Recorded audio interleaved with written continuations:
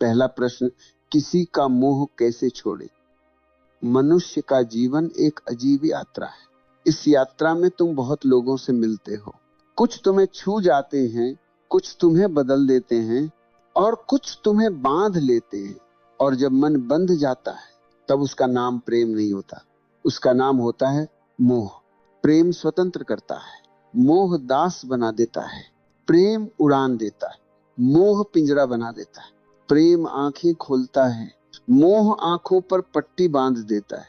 आज का प्रश्न वही है, किसी का मोह कैसे छोड़ा जाए? लेकिन ध्यान रखना, मोह को केवल छोड़ा नहीं जाता, मोह को समझने पर वह स्वयं टूट जाता है। मन में बंधन समझ से टूटते हैं, जोर लगाने से नहीं। मोह वह नहीं है कि तुम किसी से प्यार करते हो, मोह वह है कि तुम किसी से अपनी अधूरी आत्मा को पूरा करने की कोशिश करते हो। तुम सोचते हो, अगर ये व्यक्ति मेरे साथ रहे तभी मैं ठीक हूं, अगर ये दूर चला गया तो मेरा जीवन अर्थहीन हो जाएगा। यही आसक्ति है, यही मनोवैज्ञानिक चिपकाव है, यही मोह है। किसी ने एक बार पूछा, मोह लगता क्यों है? क्योंकि तुम अकेले हो और तुम उस अकेलेपन को सहन नहीं कर पाते। तुमने कभी अपने भीतर उतर कर देखा ही नहीं कि तुम्हारे भीतर कितनी मौन गहराइयां हैं, कितने शांत महासागर हैं, कितना विराट आकाश है। तुम्हें अपना भीतर डराता है, इसलिए तुम किसी से चिपक जाते हो। मोह हमेशा वहां लगता है जहां तुम अपने भीतर से भाग रहे होते हो। लोग सबसे अधिक भ्रमित इसी जगह होते हैं। वे मोह को प्रेम समझ लेते हैं, लेकिन प्रेम और मोह का अंतर आसमान और धरती जितना बड़ा है। मोह कहता है तुम मेरे हो, तुम्हें मेरे हिसाब से बदलना होगा, तुम मुझे मत छोड़ना। प्रेम कहता है तुम स्वतंत्र हो, तुम्हारी यात्रा तुम्हारी है, मैं तुम्हें एक आकाश दूंगा, बंधन नहीं। मोह हमेशा भय से पैदा होता है, प्रेम हमेशा स्वतंत्रता से। मोह तुम्हें कैदी बनाता है, प्रेम तुम्हें विस्तृत करता है। जहां भय है, जहां असुरक्षा है, जहां अपेक्षा है, वहां मोह है। जहां मौन है, जहां स्वीकृति है, जहां स्वतंत्रता है, वहां प्रेम है। मोह को त्यागा नहीं जा सकता, मोह को केवल देखा जा सकता है। ध्यान दो, जब कोई गांठ दिखाई देने लगती है तो वह धीरे धीरे खुलने लगती है। जब तुम मोह को जैसा है वैसा देख लेते हो तो मोह की पकड़ ढीली हो जाती है। तुम्हें यह समझना होगा कि कोई भी व्यक्ति तुम्हारी आत्मा का स्रोत नहीं है। जिससे तुम मोह रखते हो वह तुम्हारे भीतर की खाली जगह को भर नहीं सकता। तुम्हारी खाली जगह तुमको ही भरनी होगी। ध्यान से, स्मृति से, जागरूकता से, अपने भीतर लौटकर। मोह इसलिए टिकता है क्योंकि तुम वास्तविकता को स्वीकार नहीं करते। तुम अपने मन से कल्पना बनाते हो कि ये व्यक्ति हमेशा मेरे साथ रहेगा, कि ये मेरे बिना जी नहीं पाएगा, कि ये जैसा मैं चाहता हूं वैसा ही रहेगा। ये सारी कल्पनाएं टूटने के लिए ही बनी हैं। जब कल्पना टूटती है तो पीड़ा होती है और तुम सोचते हो कि पीड़ा व्यक्ति ने दी है। नहीं, पीड़ा तो तुम्हारी कल्पना ने दी है। मोह छोड़ना है तो पहले वास्तविकता को स्वीकार करना होगा। लोग बदलते हैं, संबंध बदलते हैं, जीवन बदलता है और सबसे गहरी बात, किसी का साथ स्थायी नहीं होता। यही स्वीकार कर लो, फिर दुख नहीं होगा। तुमने ध्यान दिया होगा, जब तुम किसी से मोह रखते हो तो तुम अपने भीतर से कट जाते हो। तुम्हारा ध्यान बाहर चला जाता है, तुम्हारी ऊर्जा बहने लगती है, तुम्हारी जड़ें कमजोर पड़ने लगती हैं। मोह छोड़ने के लिए तुम्हें अपने भीतर लौटना होगा। कभी अकेले बैठो, अपनी सांसों को सुनो, अपने हृदय की धड़कनों को सुनो, अपने विचारों को बिना जज किए आते जाते देखो। धीरे धीरे तुम पाओगे कि तुम्हारा भीतर तुम्हें पूर्ण कर रहा है, और जिस दिन तुम भीतर पूर्ण हो जाओगे उस दिन कोई भी तुम्हें बांध नहीं सकेगा। मोह अंधता है। अंधता में तुम व्यक्ति को वैसे नहीं देखते जैसे वो है, बल्कि वैसे देखते हो जैसे तुम उसे देखना चाहते हो। ये भ्रम से रिश्ता बन जाता है। इसीलिए रिलेशनशिप में थोड़ी जागरूक दूरी बहुत आवश्यक है। दूरी का मतलब नाराज होकर दूर जाना नहीं, भावनात्मक दरवाजे बंद करना नहीं, ठंडापन नहीं। दूरी का मतलब अपने भीतर लौटना, अपनी ऊर्जा पुनः प्राप्त करना, व्यक्ति को एक स्पष्ट दृष्टि से देखना। स्पष्टता से देखने पर तुम पाते हो कि मोह सिर्फ एक धुंध था। जीवन अनित्य है, सब बदल रहा है हर क्षण, हर सांस के साथ।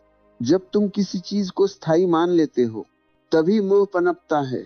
मोह का आधार ही यही है कि यह हमेशा रहेगा, लेकिन कुछ भी हमेशा नहीं रहता, तुम खुद भी नहीं।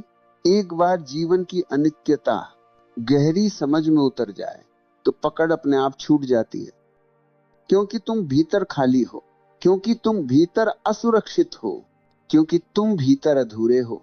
तुम सोचते हो कि कोई और तुम्हें पूरा कर देगा, लेकिन पूरा करना तुम्हारे हाथ में है। जब मन में पूर्णता आती है, मोह खत्म हो जाता है। जब मोह टूटता है तो मन में भारी दर्द होता है। क्यों? क्योंकि मोह ने तुम्हें एक झूठी पहचान दे दी थी। तुमने अपना अस्तित्व उस व्यक्ति में डाल दिया था। जब वह जाता है तो तुम सोचते हो कि तुम्हारा एक हिस्सा टूट गया है। असल में टूटता कुछ नहीं है, सिर्फ भ्रम जाता है, और भ्रम के जाने में ही दर्द होता है।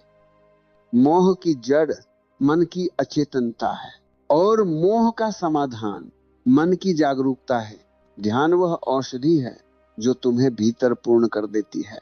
जब तुम ध्यान में उतरते हो तो तुम अपने भीतर एक ऐसी शांति पाते हो जो किसी व्यक्ति पर निर्भर नहीं होती।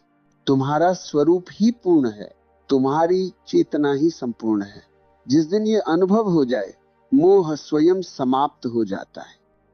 मोह के बाद एक विशाल आकाश खुलता है, जहां तुम देखते हो कि तुम्हारे भीतर कितना सौंदर्य है, कितनी ऊर्जा है, कितना प्रेम है, जो तुम खुद को दे सकते थे पर दूसरों से मांगते रहे। मोह छोड़ने के बाद जो प्रेम आता है वो बिल्कुल अलग होता है। वह शांत होता है, वह परिपक्व होता है, वह स्वार्थ रहित होता है, वह स्वतंत्र होता है। मोह को छोड़ने का असली अर्थ ये नहीं है कि तुम किसी को त्याग दोगे। मोह छोड़ने का अर्थ है तुम स्वयं को वापस पा लोगे, और जिस दिन तुम अपने भीतर लौट आओगे उस दिन तुम किसी से भी प्रेम कर सकोगे, लेकिन बिना बंधे हुए। स्वतंत्रता में प्रेम होगा, मौन में प्रेम होगा, जागरूकता में प्रेम होगा, और वही प्रेम तुम्हें परमात्मा की ओर ले जाता है। मोह का सबसे खतरनाक चेहरा यह है कि तुम जिसे प्यार कहते हो उस पर अपना हक जमा लेते हो। तुम कहते नहीं, पर भीतर भीतर यह भाव चलता रहता है, ये मेरा है, यह मेरे लिए है, यह मेरे बिना नहीं जी सकता, मैं इसे खो नहीं सकता। यही स्वामित्व है, यही मोह का सबसे जहरीला रूप है। ध्यान रखना, जहां स्वामित्व है वहां प्रेम नहीं हो सकता। जब तुम किसी को अपना मान लेते हो तो तुम उसे वस्तु बना देते हो। वस्तु पर अधिकार होता है, व्यक्ति पर नहीं। तुम्हारा अधिकार जितना बढ़ेगा तुम्हारा प्रेम उतना ही मरता जाएगा। यही कारण है कि मोह हर संबंध को नष्ट कर देता है। स्वामित्व के बिना प्रेम सुंदर है, निर्मल है, निर्भय है। स्वामित्व के साथ प्रेम बीमार हो जाता है, और फिर वही बीमारी तुम्हें मोह की गहराइयों में धकेल देती है। तुम डरते हो, तुम्हें खोने का डर है, अकेले होने का डर है, भविष्य का डर है, अज्ञात का डर है, और भय में जो संबंध बनते हैं उनमें कभी सुगंध नहीं होती, सिर्फ बेचैनी होती है। भय ऐसा विष है जो तुम्हारे हृदय को सिको देता है। भय में तुम चिपकते हो, भय में तुम पकनते हो, भय में तुम रोते हो, भय में तुम टूटते हो। ध्यान से देखो, जब तुम जिस व्यक्ति से मोह रखते हो वह थोड़ा भी दूर जाता है, तुम्हारे भीतर क्या होता है? छाती में कसाव, मन में कल्पनाएं, दिल में बेचैनी, भविष्य के डर। अगर ये प्रेम होता तो तुम्हारा हृदय हल्का होता, भरा हुआ होता, पर मोह में हृदय भारी होता है, क्योंकि मोह प्रेम नहीं, भय का दूसरा नाम है। जहां उम्मीदें हैं वहां मोह जरूर होगा। तुम उम्मीद करते हो कि वह व्यक्ति तुम्हें खुश रखेगा, तुम्हारी भावनाएं समझेगा, तुम्हारी इच्छा पूरी करेगा, तुम्हें कभी छोड़ेगा नहीं। ये सब उम्मीदें हैं, और उम्मीदों से जो प्रेम किया जाता है वह व्यापार है, हिसाब है, समझौता है। और जब उम्मीदें टूटती हैं तो तुम टूट जाते हो, लेकिन ध्यान रखना, तुम्हें तोड़ने वाला व्यक्ति नहीं होता, तुम्हारी उम्मीद होती है। संबंध नहीं टूटता, उस पर बैठा तुम्हारा भ्रम टूटता है। अगर तुम उम्मीदों को देख सको तो मोह घुलने लगेगा। कई बार मोह प्रेम से नहीं, अहंकार से आता है। किसी का साथ मिलना अहंकार को अच्छा लगता है, किसी का तुम्हारी चिंता करना अहंकार को सुख देता है, किसी का आप पर निर्भर होना अहंकार को मजबूत करता है। इसलिए जब वह व्यक्ति दूर जाता है तो तुम्हें चोट प्रेम में नहीं लगती, तुम्हारा अहंकार घायल होता है। तुम कहती हो, उसने मुझे इतने समय के बाद कैसे छोड़ दिया, उसने मुझे क्यों नजरअंदाज किया, उसने मेरे साथ ऐसा कैसे कर दिया।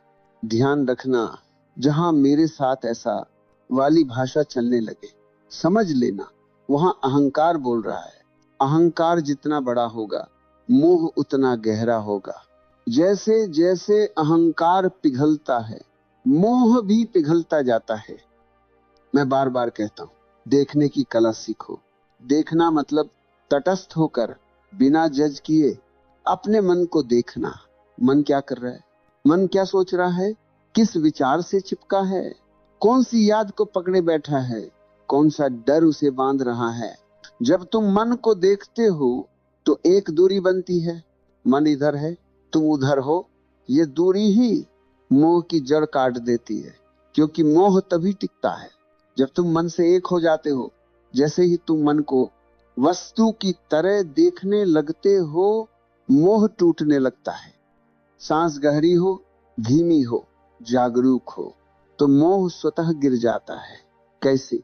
क्योंकि सांस तुम्हें वर्तमान में लाती है और मोह हमेशा अतीत और भविष्य में होता है। अतीत की यादें, भविष्य की कल्पनाएं, दोनों मिलकर मोह पैदा करते हैं। लेकिन जब तुम सांस पर लौट आते हो तो तुम वर्तमान में आते हो, और वर्तमान में मोह असंभव है, क्योंकि वर्तमान में मन नहीं होता, सिर्फ चेतना होती है। ये ध्यान बहुत सूक्ष्म है और बहुत प्रभावी भी। जब भी तुम्हें उस व्यक्ति की याद आए या उससे जुड़ी कोई भावना उठे, उसे दबाओ मत, उसे भगाओ मत, उसे नकारो मत। बस साक्षी होकर देखो। भावना आ रही है, उसकी हरकत देखो, उसका ताप देखो, उसकी लहरें देखो।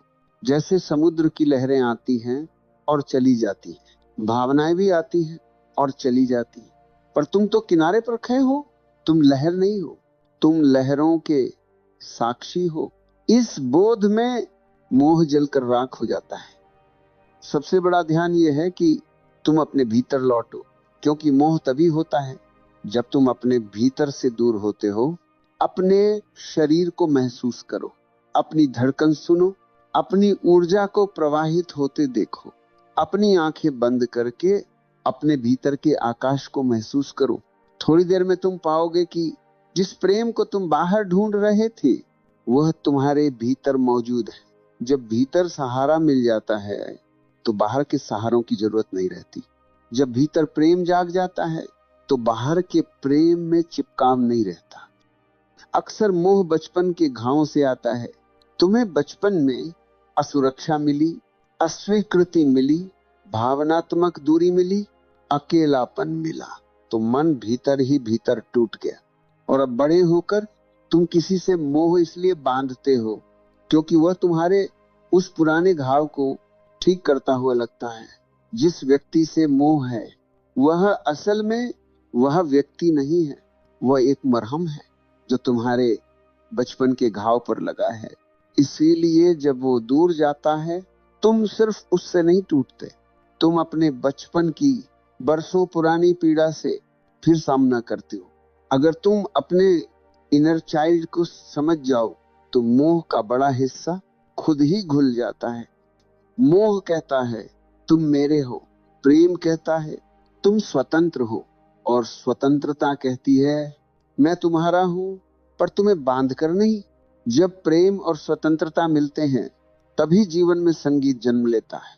मोह उस संगीत को बिगाड़ देता है। मोह प्रेम की ध्वनि को विकृत कर देता है। प्रेम को मजबूत बनाना है तो स्वतंत्रता को जन्म देना होगा, और स्वतंत्रता तभी आती है जब मोह समाप्त होता है। कई लोग कहते हैं मोह टूटने के बाद भीतर खालीपन लगता है। हाँ, क्योंकि जो भरा था वो तुम्हारा था ही नहीं। कल्पना थी, आसक्ति थी, डर था, ईगो था, आदत थी। जब वो सब टूटता है तो भीतर शून्य आता है। लेकिन उस शून्य से मत डरो, वही शून्य वह द्वार है जिससे तुम अपने असली स्वरूप में प्रवेश करते हो। मोह भरा हुआ लगता है पर वो जहर से भरा होता है। शून्य खाली लगता है पर वो अमृत से भरा होता है।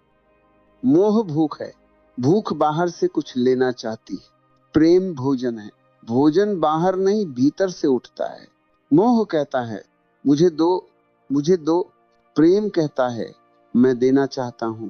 लेकिन देना तभी संभव है जब तुम्हारे भीतर भंडार हो। अगर भीतर प्रेम का झरना फूटता है, तुम किसी के पीछे नहीं भागते, तुम्हारी उपस्थिति ही पर्याप्त होती है। मोह इसलिए बढ़ता है क्योंकि तुम उसे रोकते रहते हो, तुम संघर्ष करते हो, तुम लड़ते हो, तुम दबाते हो। लेकिन दबाने से मोह और गहरा हो जाता है। अंतिम सूत्र यह है, जो है उसे रहने दो, जो जा रहा है उसे जाने दो, जो आएगा उसे स्वीकार करो। जीवन का पूरा रहस्य इन्हीं 3 पंक्तियों में छुपा है, और जो जीवन को इन्हीं पंक्तियों में जी लेता है वह कभी किसी मोह में नहीं फंसता। मोह मन की वह जाली है जो इतनी महीन होती है कि तुम उसे देख नहीं पाते, लेकिन इतनी मजबूत होती है कि तुम उससे निकल नहीं पाते। मोह स्वतंत्रता का विरोधी है और मन हमेशा स्वतंत्रता चाहता है, लेकिन आदतों का दास भी रहता है। यही कारण है कि मोह को छोड़ते समय मन 2 हिस्सों में बंट जाता है। एक हिस्सा कहता है छोड़ दो, इससे दुख होगा। दूसरा हिस्सा कहता है नहीं, पकड़ो, इससे सुख मिलता है। दोनों को देखो, दोनों को सुनो, दोनों को बारीकी से महसूस करो, और फिर समझो दोनों ही मन के खेल हैं। इन दोनों में तुम कहीं नहीं हो। तुम वह हो जो इन दोनों को उदासीन होकर देख रहा है। यही देखने की कला तुम्हें जाल से मुक्त कर देती है। और जब मन का जाल टूटता है तो प्रेम के पंख खुल जाते हैं। हर मोह की जड़ भीतर छिपी एक कमी होती है। तुम चाहे जितना कहो कि मैं उससे बहुत प्यार करता हूं, लेकिन गहराई में जाकर देखोगे तो पाओगे कि वह व्यक्ति तुम्हारी किसी कमी को पूरा कर रहा था। कमी किसी के दुलार की, किसी के सहारे की, किसी की उपस्थिति की, किसी की स्वीकृति की, किसी की निकटता की। और जब यह कमी भीतर होती है तो तुम किसी भी व्यक्ति से चिपकने लगते हो।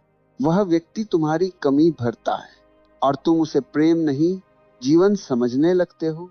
ध्यान रखना, जब किसी व्यक्ति को तुम अपनी कमी बना लेते हो तो वही मोह है। लेकिन जब भीतर तुम पूर्ण हो जाते हो, जब भीतर का खाली कटोरा खुद ही भर जाता है, तो किसी बाहरी व्यक्ति का सहारा लेने की जरूरत नहीं होती। तुम उसे चाह सकते हो पर उस पर निर्भर नहीं रहते। यहां से प्रेम जन्म लेता है, यहां से मोह मरने लगता है। जब संबंध टूटता है या व्यक्ति जाता है तो मन तुरंत कहता है वही सब कुछ था, वह गया तो जीवन खत्म, उसके बिना मैं जी नहीं सकता। लेकिन क्या सचमुच वो सब कुछ था? नहीं, सब कुछ तुम खुद हो, बाकी सब अनुभव हैं। अगर कोई व्यक्ति तुम्हारे जीवन का सब कुछ बन गया तो इसका मतलब है तुमने अपने भीतर बहुत बड़ा खालीपन छोड़ा हुआ था। उस खालीपन में वो व्यक्ति बैठ गया। जब वह गया तो खालीपन बढ़ गया और तुम्हें लगा सब कुछ चला गया।